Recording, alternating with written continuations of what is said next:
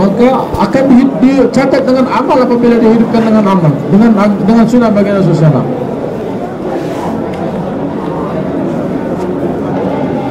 Orang-orang yang tidak taat kepada Allah pun dia seperti itu, makan, minum, tidur, kerja, nikah, berdagang.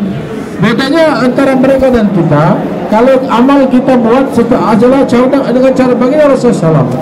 Yang kita niatkan adalah bagaimana amal yang kita kerjakan sebagai amal yang baginda Rasulullah SAW. Laqad lakum fi Rasulillah uswatun hasanah.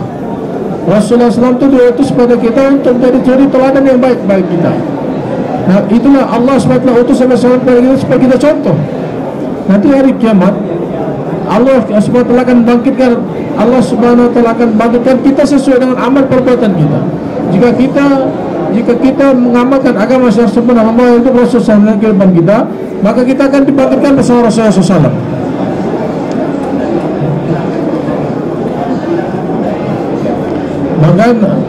Maka itu daripada Rasulullah SAW telah mengajak sahabatnya untuk menyempurnakan amal dari perkara yang kecil pun, mengajak mereka kepada amal, sehingga dia dalam keadaan apapun, di mana saja berada, yang paling pertama adalah menyelesaikan perkara dengan amal. Karena dengan amal lah dalam keadaan setiap saat dan keadaan yang membawa manusia dalam keberkahan, yang membawa manusia dalam kebaikan. 100% amal itulah yang akan membantu kita. Di mana saja kita berada, keluarnya Allah, di tempat kita, amal kita lah yang akan mampu membawa kita. Di kubur kita, di padang mahsyar, di kiamat. Jika saya katakan tadi, keputusan Allah itu tergantung daripada amal manusia sendiri. Rasulullah SAW telah mengajarkan ini amal kepada sahabat radhiyallahu. Rasulullah SAW memberikan, mencontohkan kepada para sahabat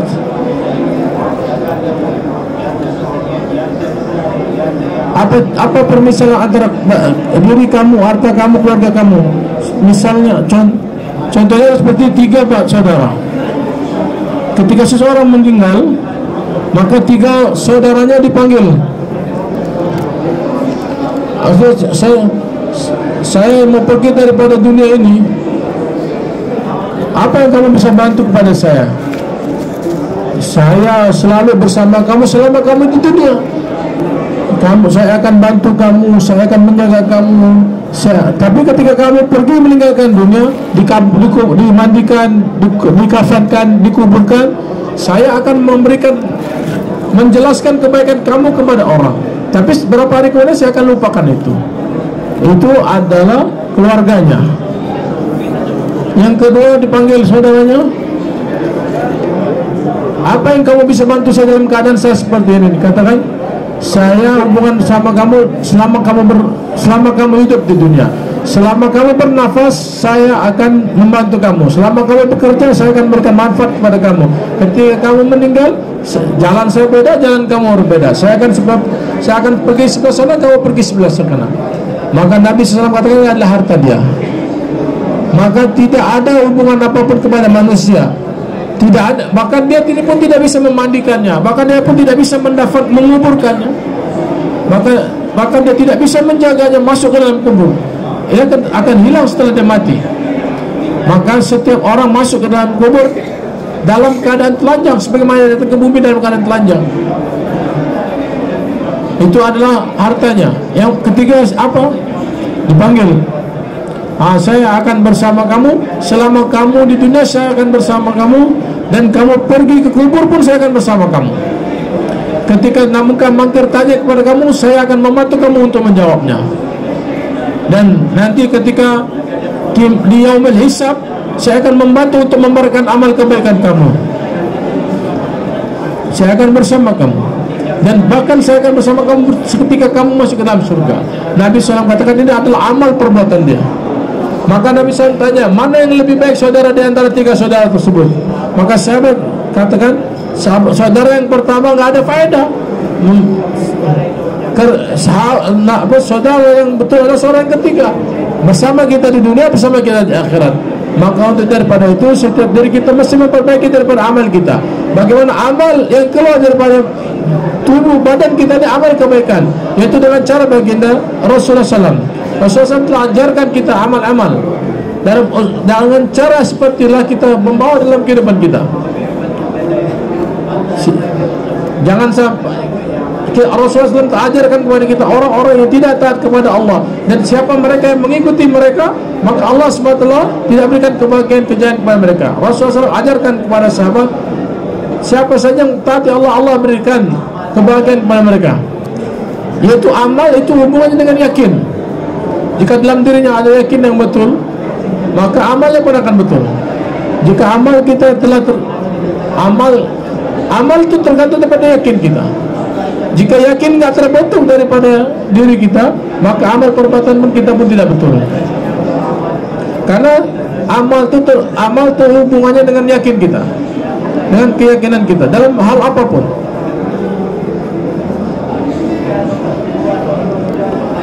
Asli kekuatan yang asli itu ada dalam diri kita. Ketika dalam diri kita ini baik, dalam diri kita bagus, maka keluar pun kamu. Kalau rusak dalam diri kita, sakit gula, kolesterol, asam urat, maka di luar badan kita pun tidak enak rasanya. Itulah yang kita perbaiki daripada dalam badan kita, dalam diri kita, dalam hati kita dulu. Ketika hati kita betul, hati kita bersih, maka amal perbuatan yang baik akan keluar daripada badan kita. Akan mudah kita untuk mengamalkan agama secara sempurna. Maka yang pertama diperbaiki adalah yakin yang betul. Yakin yang betul kita perbaiki, yakni iman. Bagaimana iman kita menjadi kuat, iman kita menjadi betul. Iman ini adalah nikmat yang paling besar Allah telah berikan kepada kita. Allah telah berikan kita satu nikmat besar, itu iman. Tidak ada nikmat yang besar daripada iman ini. Maka nikmat, banyak sekali nikmat yang Allah telah berikan bahkan wa in ta'udu ni'matallahi tuhsuha. Tidak bisa kita kalau menghitung nikmat Allah, itu kan bisa. Tapi daripada seluruh nikmat yang Allah telah berikan kepada kita, nikmat inilah nikmat yang terbesar. Jika kamu ingin menghitung nikmat Allah, maka kamu tidak akan bisa. Banyak sekali nikmat-nikmat Allah telah berikan daripada langkah-langkah kita, daripada setiap nafas kita, sebagaimana hujan yang turun ke bumi ini. Dan banyak sekali nikmat-nikmat yang lain. Nikmat yang paling besar adalah, tapi sekarang kita tak pernah memikirkan maksud nikmat terbesar adalah iman. Maka setiap benda itu mesti kita syukuri. Setiap nikmat harus kita syukuri. Seseorang itu baru tahu rasanya nikmat tersebut ketika telah hilang daripada diri kita. Segala sesuatu yang telah hilang, maka kita akan baru tahu rasanya apa. Ketika ada, kita tidak pernah bersyukur, tapi ketika dicabut baru kita akan tahu bersyukur apa. Maka untuk daripada itu, untuk sebagaimana Allah berikan kita mata, ketika dia bisa melihat, dia tak tahu betapa besarnya nikmat mata. Tapi ketika dia buta, maka dia akan baru tahu betapa besarnya nikmat mata melihat. Ketika telah hilang daripada diri dia, baru akan tahu. Begitu juga banyak sekali nikmat-nikmat yang Allah telah berikan kepada kita, bahkan tidak bisa kita hitung. Tak bisa kita hitung. Banyak sekali tak bisa kita hitung. Mana kita mau, di mana kita berada, sesuai dengan jika kita menggunakan nikmat yang telah Allah berikan kepada kita sesuai dengan nafsu kita, maka akan ditanya di akhirat tentang perkara tersebut kepada kita. Nanti pada hari kiamat kamu akan ditanya tentang nikmat yang telah Allah berikan kepada kalian. Nikmat-nikmat apa yang akan ditanya? Jika kita minum air dingin, air minum tersebut adalah nikmat daripada Allah SWT. Kita berteduh di pohon yang rindang pun itu nikmat daripada Allah. Maka nanti kita ditanya semua apa yang kita kerjakan di dunia ini. Maka itu Rasulullah SAW dalam setiap nikmat telah mengajarkan amal kepada para sahabat. Nabi SAW daripada kita lahir sampai maut telah diajarkan Rasulullah SAW apa yang mesti dibuat dan apa doa yang mesti dibaca. Jika kita menggunakan nikmat-nikmat tersebut dengan cara Rasulullah SAW, apa yang telah Rasulullah SAW sampaikan kepada kita, maka hadirin yang dimuliakan Allah, maka nikmat itu tersebut akan menjadi keselamatan buat kita, yang akan menyelamatkan kita di akhirat. Tapi apabila nikmat tersebut kita gunakan tidak sesuai dengan keinginan Allah, maka nikmat tersebut yang akan mencelakakan kita, karena kita tidak sesuai menggunakannya. Maka nikmat yang paling besar yang Allah telah berikan saya dan bapak-bapak sekalian adalah iman. Untuk daripada itu jangan sampai keluar daripada bumi ini tanpa iman.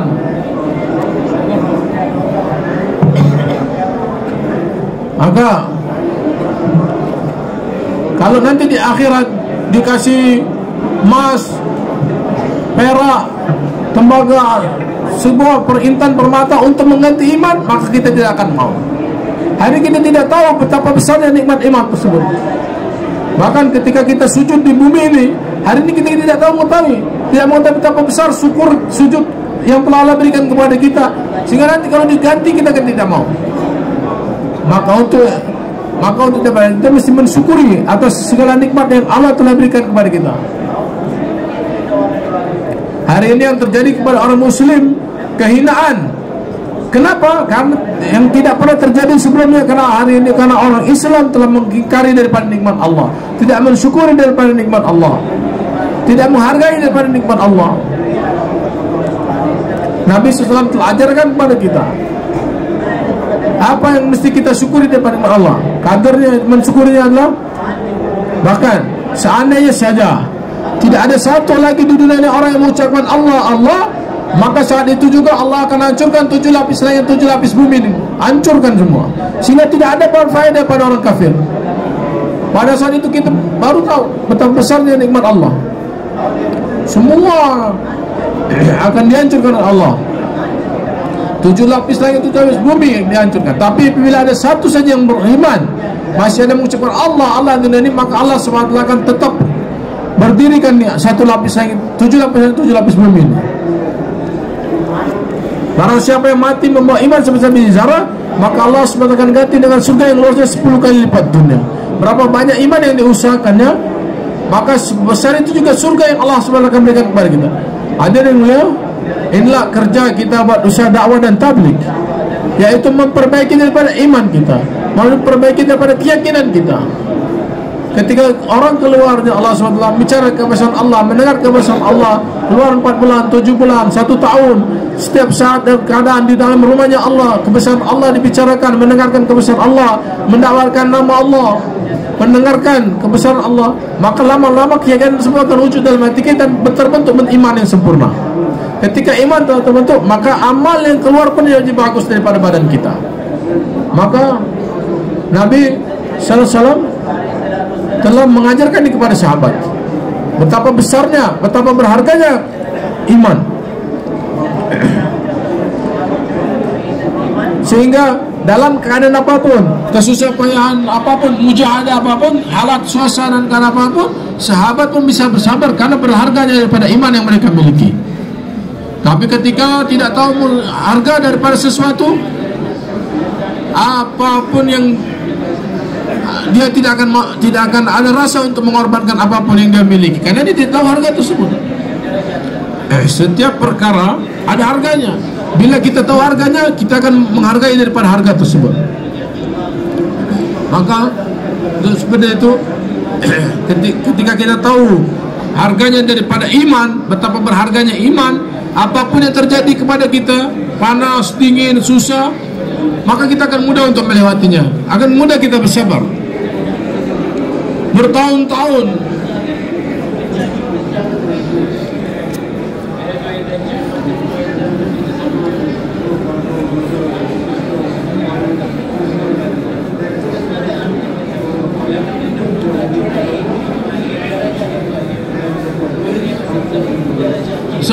Seseorang yang mau bekerja susah payah karena mengetahui betapa berharganya yang dia ingin miliki. Sahabat mengetahui betapa berharganya iman, sehingga mereka sabar dalam susah payah, mujahadah.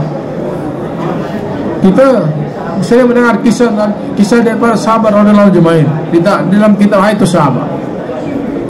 Kita duduk di halqa mendengarkan kisah Nabi, kisah sahabat. Bukan hanya mendengar dan membicarakan, tapi bagaimana membawa dalam kehidupan kita. 2,5 jam, 3 jam, 2,5 jam, 1 hadis. Bukan hanya untuk baca atau mendengar, tapi daripada kisah itu tersebut kita bawa dalam kehidupan kita. Dan membawa dalam kehidupan kita, membawa caranya sahabat dalam cara kehidupan kita. Ini adalah kisahnya sahabat.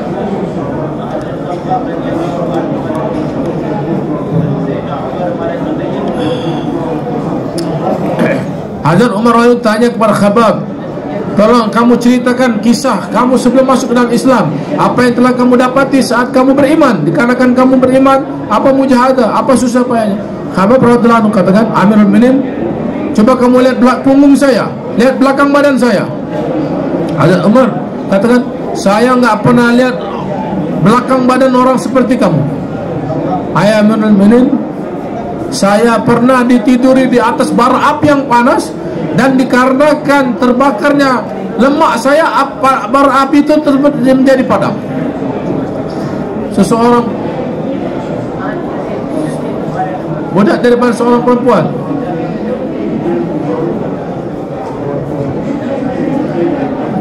siapa dikatakannya, kalau kamu mau selamat dari ini, kamu lepaskan iman kamu. Tapi kalau kamu masih beriman, saya akan bakar badan kamu dengan bara api ini. Maka dikatakan tanda-tanda orang beriman apa? Ada dua tanda orang beriman.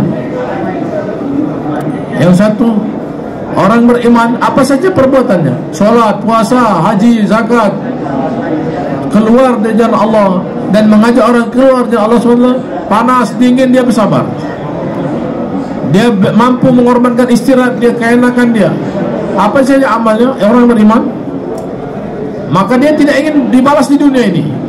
Tapi apa yang dia inginkan? Di akhirat Allah SWT membalas seluruh amalnya. Karena dia tahu kalau di dunia, kalau dia dapatkan dunia hanya sebatas waktu saja, sedikit saja waktunya, sampai mati saja dia dapat.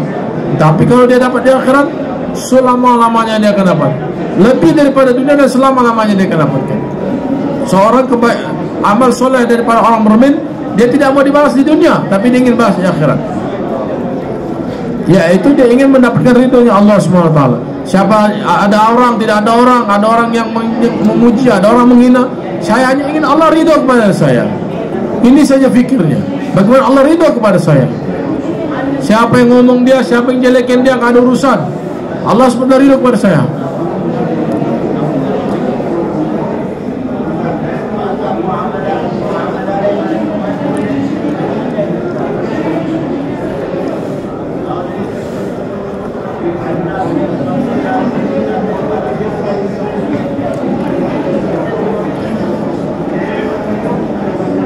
Maka jika kita mesti menghidupkan cara sunat tapi tidak sesuai dengan orang, tidak apa-apa.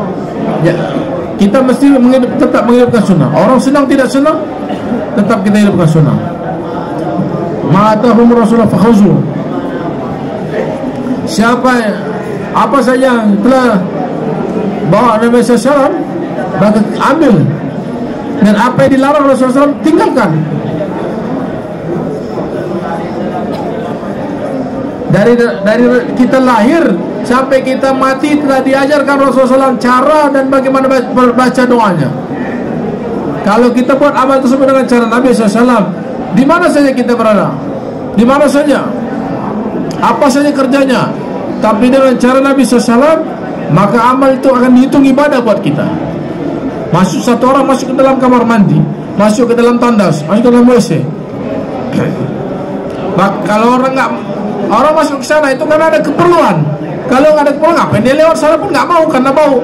Tapi ketika dia masuk ke Baitul Khala, masuk ke dalam kamar mandi dengan cara Rasulullah SAW, maka masuknya dia, duduknya di sana, dia dihitung ibadah. Walaupun di Baitul Khala, walaupun di dalam tandas. Begitu juga pergi dia ke istrinya, mengawali istrinya dengan cara baginda, dengan cara agama yang telah diajarkan baginda Rasulullah SAW, maka mengawali istrinya pun dihitung pahala, dihitung ibadah. Tapi jika dia dalam kehidupannya selama 24 jam tidak sesuai dengan cara baginda Rasulullah SAW, dengan cara nafsu dia, dengan cara fikiran dia tidak cara Rasulullah SAW, dia tidak dihitung ibadah. Apa saja cara sunat baginda Rasulullah SAW dalam kehidupan kita akan dihitung ibadah. Siapa saja yang meninggalkan cara baginda Rasulullah SAW, ibadat apapun, solat adalah suatu amal yang sangat tinggi, yang mana dekat seseorang yang dekat kepada Allah pada saat sujud, itu ibadat yang sangat tinggi. Seluruh perintah Allah turunkan ke bumi melalui Jibril. Tapi solat Allah panggil Rasulullah SAW ke langit. Nama solat adalah ibadah yang tinggi. Tapi solat yang tinggi kalau dia tidak sesuai dengan cara Nabi, amalnya pun akan ditolak.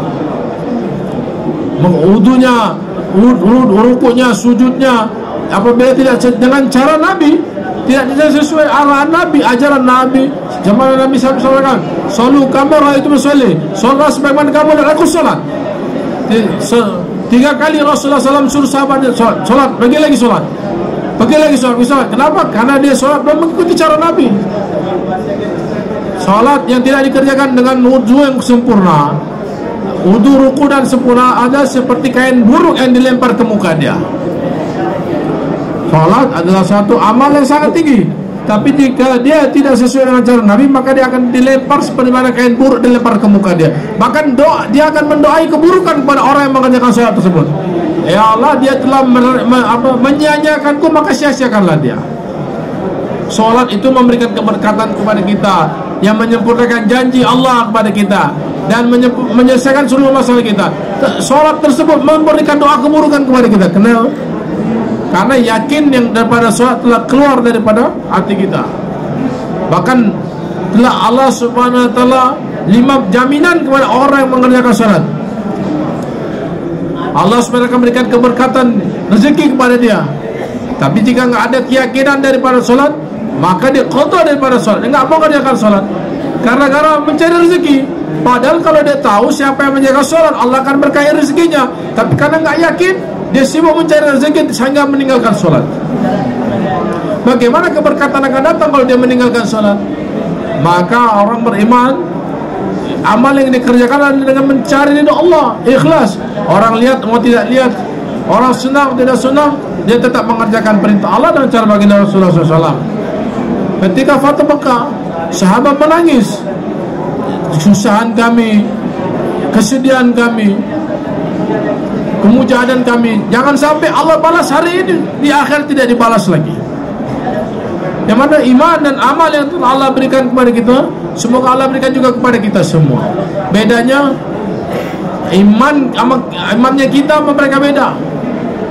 Mereka imannya yang derajat yang tinggi, kita imannya derajat yang paling rendah.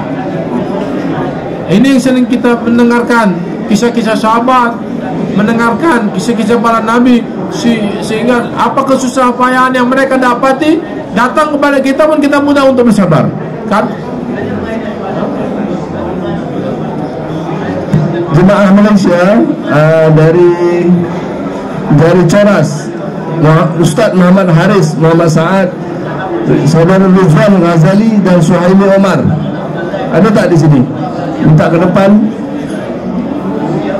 Ustaz Muhammad Haris, Muhammad Saad, Tuan Rizwan Ghazali dan Suhaimi Omar daripada Kedah, Coras. Seorang sahabat ditangkap. Seorang raja bilang, kamu tinggalkan Islam, jadilah Nasrani, saya akan berikan setengah kerajaan buat kamu. Raja ini bilang, memberikan saya, menyuruh saya untuk meninggalkan iman, saya akan diberikan setengah kerajaan. Padahal kalau saya mati membawa iman, saya bisa bicara, Allah akan ganti saya dengan surga yang luasnya 10 kali lipat dunia.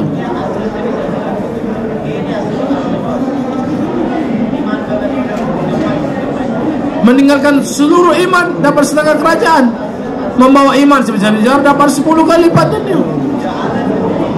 Saya telah jika saya meninggalkan, kata, jangankan setengah, jangankan iman yang sempurna saya tinggal, sekedip mata pun saya tidak rela untuk meninggalkan iman kepada Allah, karena dia tahu betapa berharga iman, sehingga apapun yang pengorbanan yang mesti dia buat, dia rela, dia siap. Karena jika dia punya iman, di dunia dan akhirat dia akan dapatkan kejayaan, kebahagiaan. Tapi kalau nggak ada iman, nggak dapat kebahagiaan di dunia pun di akhirat. Terus karena dia nggak mau taat, bukan raja suruh pergi kamu pulang ke rumah, tidak. Hadirin yang mulia, tapi orang beriman dalam keadaan apapun mereka tetap tawajuh kepada Allah Subhanahu wa taala. Pasti orang beriman didatangkan ujian kepada dia. Dan Allah Subhanahu wa taala melihat ujian datang pada dia tuh, apakah dia taraf? Bapak Khalil dari Makassar. Bapak Khalil dari Makassar, mohon ke depan. Dan Bapak Wawan dan Bapak Ibrahim, silakan kalau ada namanya, ada orangnya, mohon ke depan. Kalian jangan mengaku beriman sebelum kalian diuji. Dan hujan itu bukan daripada kesusahan. Ada dua. Ada satu hujan daripada nikmat, ada satu hujan daripada kesusahan.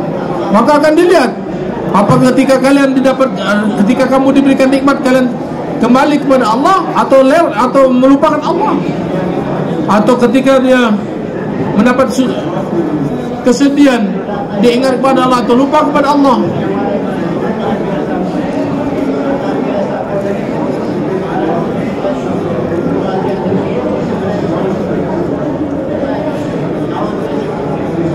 Dua cara Allah SWT menguji kita, daripada nikmat dan daripada musibat. Kemana dia pergi? Orang yang beriman tidak terkesan pada suasana dan keadaan. Maka orang beriman ada musibat, dia tidak lihat suasana, melainkan dia istighfar dan taubat kepada Allah. Bahkan imannya akan meningkat.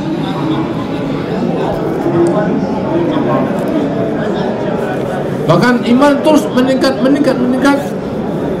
Ketika dia tidak beriman, maka dia akan tinggalkan Allah, bahkan dia akan bunuh diri karena musibat yang datang pada jika dia tidak beriman. Karena sudah nggak kuat lagi, nggak sabar. Orang yang beriman tidak terkesan. Jika ada musibah, iman, taubat dan istighfar kepada Allah. Karena suasana dan keadaan tidak ada hubungannya kepada dunia. Suasana dan keadaan dunia tidak ada hubungannya dengan dunia. Apa sekarang ini yang terjadi kepada kita?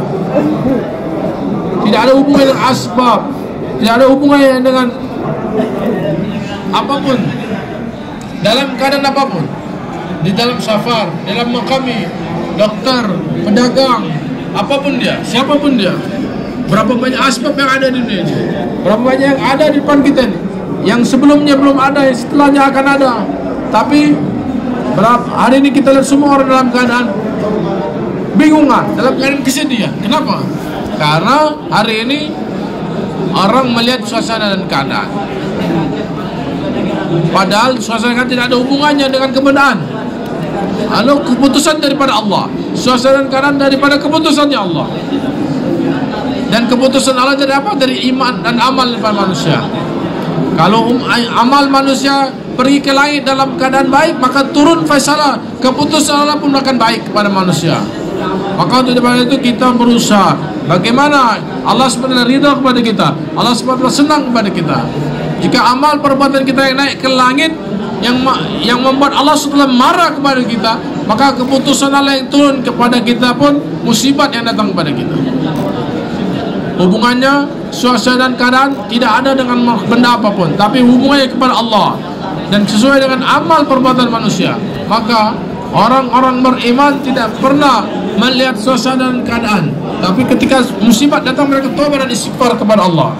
Satu kali Hazrat Umar radhiyallahu anhu ada dalam keadaan paceklik sehingga semua binatang dalam keadaan mati. Minta bantuan makanan dari Mesir, tetap saja tidak selesai, tetap saja paceklik. Satu sahabat telah menyembelih kambing, bahkan kambingnya nggak ada daging, nggak ada darah, tulang-tulang saja, saking kurusnya hewan peliharaan dia. Maka satu sahabat telah mimpi bertemu Rasulullah SAW. Nabi SAW katakan, sampaikan salam kepada Umar. Apa yang terjadi pada engkau seorang yang berakal? Sahabat telah bangun dan datang kepada Hazrat Umar menceritakan kisah mimpinya. Dia telah bermimpi kepada Rasulullah SAW. Hazrat Umar langsung mengumpulkan orang untuk bermusyawarah. Maka seluruh pekerjaan kita hendaklah kita dengan bermusyawarah. Siapa saja yang bermusyawarah nggak akan pernah merugi, dan siapa yang istighfar tidak akan menyesal. Maka untuk itu setiap ada apapun kita bermusyawarah. Mau urusan agama, mau urusan dunia, kita bermusyawarah. Maka langsung kumpulkan orang untuk bermusyawarah. Satu sahabat telah memimpin Rasulullah SAW. Dikatakan, Amirul Mukminin, kenapa kita nggak kembali kepada yang menurunkan hujan? Kita minta ke Mesir, minta ke Syam, padahal itu paceklik datangnya daripada Allah. Kenapa kita nggak rujuk kepada Allah? Betul apa dikatakan. Maka pergi keluar Madinah, Ketika itu diperintahkan untuk beristighfar dan bertobat, maka saat itu juga hujan langsung turun kepada mereka. Jadi seorang beriman itu tidak pernah melihat suasana dan keadaan, tapi kembali kepada Allah, rujuk dan tobat kepada Allah. Hadirin yang mulia, hari ini suasana dan keadaan pada kita satu aja obatnya.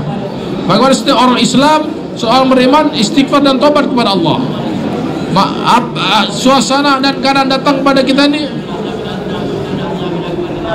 adalah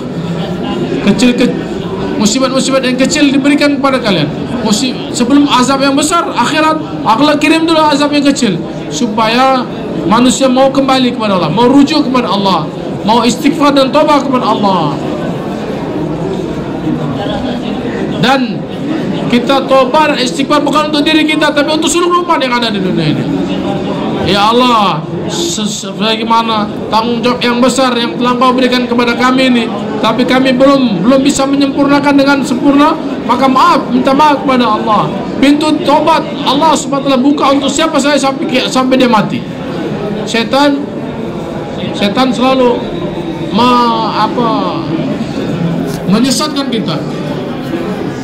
Ketika kita ingin tobat, jangan dulu, masih ada waktu, nanti lagi mau tobat, nanti sampai nanti pintu tobat tutup kepada kita.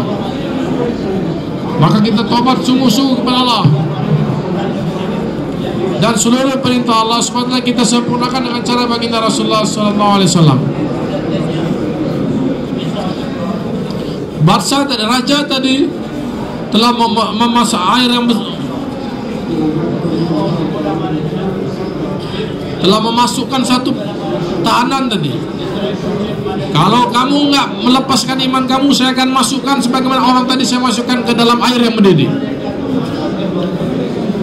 Katanya masukkan biar dia lihat orang itu. Maka ketika dimasukkan itu sahabat nangis. Kata dalam hatinya raja, udah mulai dia mau terpengaruh dengan saya ini, katanya. Katakan, Pak Raja telah panggil, ayo kamu tinggalkan iman kamu, kalau nggak saya masukkan seperti dia. Saya kan sudah bilang, saya nggak akan mau lepaskan iman saya. Terus kenapa kamu nangis? Katanya, saya menangis ini, nyawa saya cuma satu, dan sekarang kalau saya lepaskan iman saya korbankan jiwa saya, cuma satu saya bisa korbankan untuk agama Allah. Seandainya 100 nyawa Allah kasih kepada 100 saya korbankan untuk agamanya Allah. Hanya satu saja ini saya rugi, katanya. Itulah saya menangis. Saya bukan takut kepada kamu. Saya menangis karena cuma satu nyawa saya punya, dan satu-satunya saya akan korbankan untuk agamanya Allah. Inilah jazbah yang dimiliki para sahabat daripada dakwah. Ketika kita bicara kebesaran Allah, mendengar kebesaran Allah, maka hatinya akan bergetar dan dia akan rela berkorban apapun untuk agamanya Allah. Sebagaimana sahabat radhiyallahu anhum, mereka telah rela berkorbankan diri dan harta mereka untuk di jalan Allah. Tidak ada keraguan sedikit pun dalam mengorbankan harta. Ini ada sekarang kata istimewa keluar dari Allah SWT. Hadirin yang dimuliakan Allah SWT, maka hendaklah dalam diri kita ada rasa seperti ini. Ada rasa seperti ini. Kekurangan kita, kelemahan kita, mestilah kita rasakan. Ketika kita merasa lemah, kita merasa kurang, maka tak perlu dengar nasihat orang lain. Kita terus berjuang untuk jalan Allah SWT. Dan juga daripada zikir juga menghilangkan kelalaian dalam diri kita. Kalau kita mau berdiri di hadapan Allah, tapi dalam otak kita ini pekerjaan kita, perdagangan kita itu namanya orang yang gaflat, orang yang gafil, orang yang lalai. Maka untuk menghindarinya, untuk menjauhkannya, belajar kita berzikir, duduk dengan keadaan berwudu, menghadap kiblat, zikir kepada Allah Subhanahu wa taala. Kalau di zikir saja kita nggak tawaju kepada Allah, bagaimana dalam sholat kita bisa tawaju kepada Allah? Aslinya kita zikir ada untuk menghilangkan kelalaian dalam hati kita, kelalaian dalam pikiran kita, belajar memasukkan tawaju kepada Allah Subhanahu wa taala. Sehingga ada insyaallah semua bersedia Pak ya. Waktu yang sedikit sebelum waktu azan, maka kita sempurnakan tasbih kita duduk di sini. Yang siapa yang perlu wudu maka berwudu. Jika tidak, sempurnakan tasbih Firadi. Habis maghrib insyaallah ada bayan juga. Semua daftarkan nama kita masing-masing.